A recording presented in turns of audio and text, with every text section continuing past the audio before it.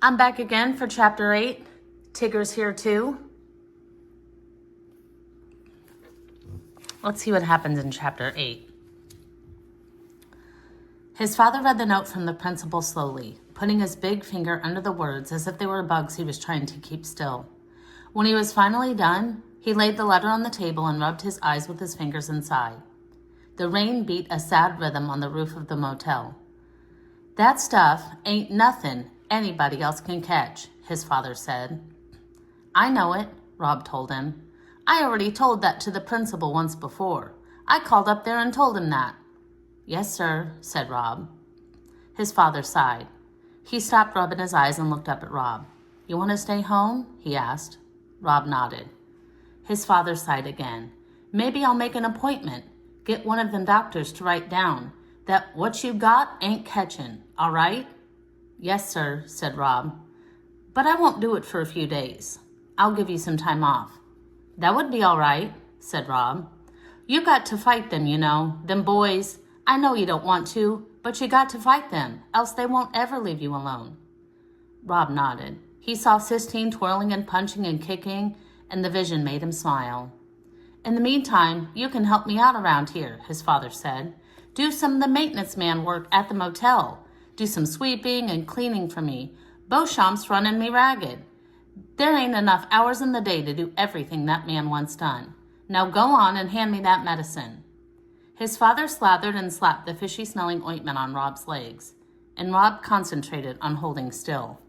"Do you think Beauchamp is the richest man in the world?" he asked his father.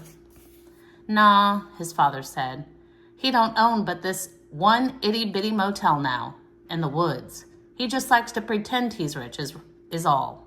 Why?" "I was just wondering," said Rob. He was thinking about the tiger pacing back and forth in the cage. He was certain that the tiger belonged to Beauchamp. And wouldn't you have to be the richest man in the world to own a tiger? Rob wanted desperately to go see the tiger again, but he was afraid that he had imagined the whole thing. He was afraid that the tiger might have disappeared with the morning mist. "Can I go outside?" Rob asked when his father was done. "Nah," his father said. "I don't want that medicine rained off you. It costs too much." Rob was relieved almost that he had to stay inside. What if he went looking for the tiger and he was not there? Rob's father cooked them macaroni and cheese for supper on the 2-burner hot plate they kept on the table next to the TV. He boiled the macaroni too long and a lot of it got stuck to the pan. So there weren't many noodles to go with the powdery cheese. "Someday," he told Rob, "you and me will have a house with a real stove, and I'll do some good cooking then." "This is good," Rob lied. "You eat all you want, I ain't that hungry," his father told him. After supper, his father fell asleep in the recliner, with his head thrown back and his mouth open. He snored, and his feet, big with crooked toes, jerked and trembled. In between the snores, his stomach growled long and loud, as if he was the hungriest man in the world. Rob sat on his bed and started to work carving the tiger. He had a good piece of maple, and his knife was sharp, and in his mind, he could see the tiger clearly. But something different came out of the wood.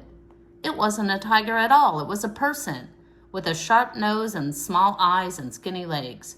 It wasn't until he started working on the dress that Rob realized he was carving Sistine. He stopped for a minute and held the wood out in front of him and shook his head in wonder. It was just like his mother had always said. You could never tell what would come out of the wood. It did what it wanted, and you just followed. He stayed up late working on the carving, and when he finally fell asleep, he dreamed about the tiger. Only it wasn't in a cage. It was free and running through the woods, and there was something on its back, but Rob couldn't tell what it was.